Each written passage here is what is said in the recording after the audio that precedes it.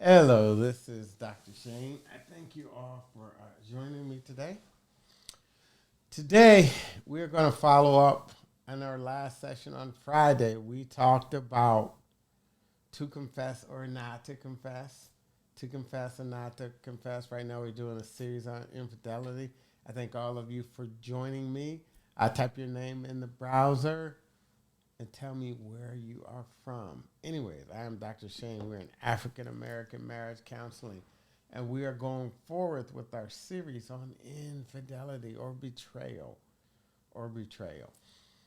of any sort, and how do we rebuild trust. So, last week we spent time talking about to confess or not to confess.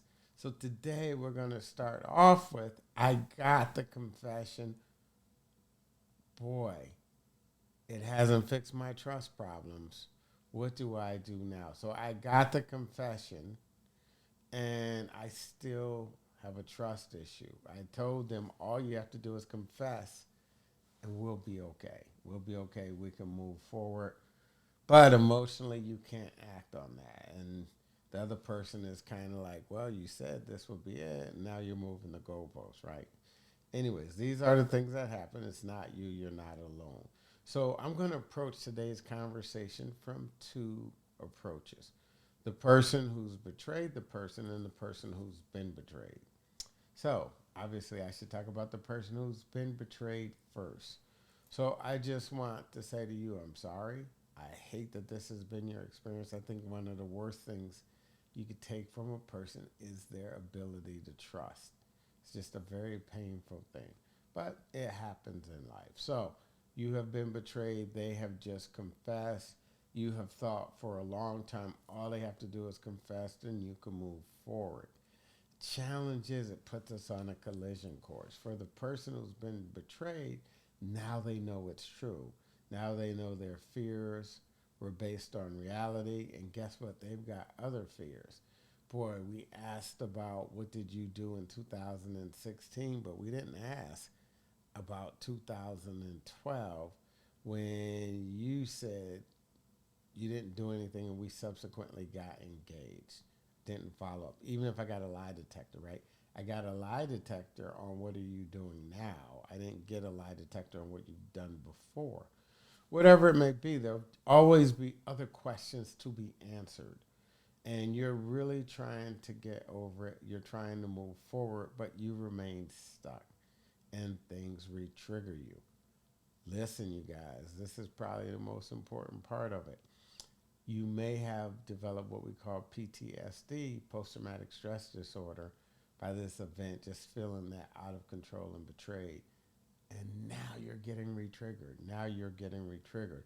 I just want to say it happened, so it shifts for a lot of people.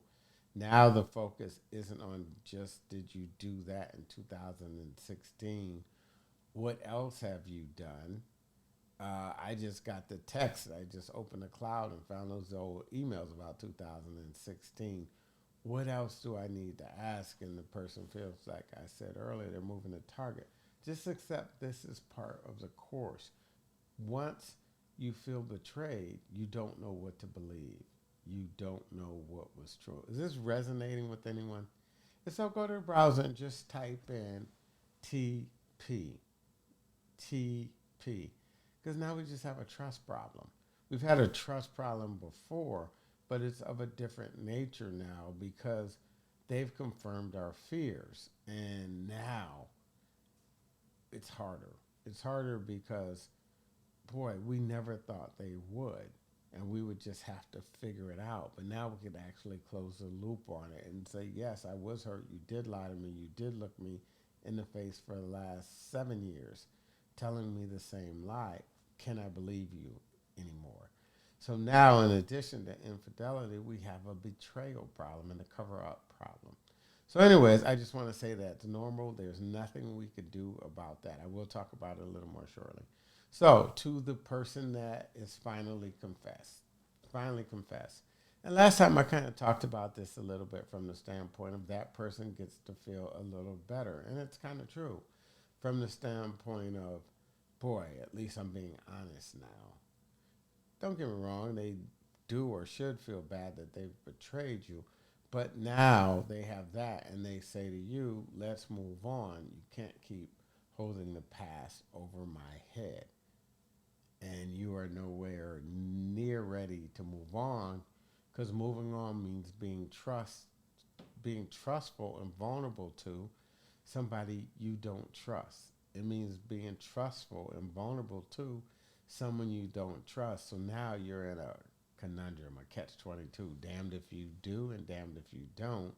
If you don't, you're someone that can't move forward. If you do, ooh, I don't know, this isn't going to stop happening.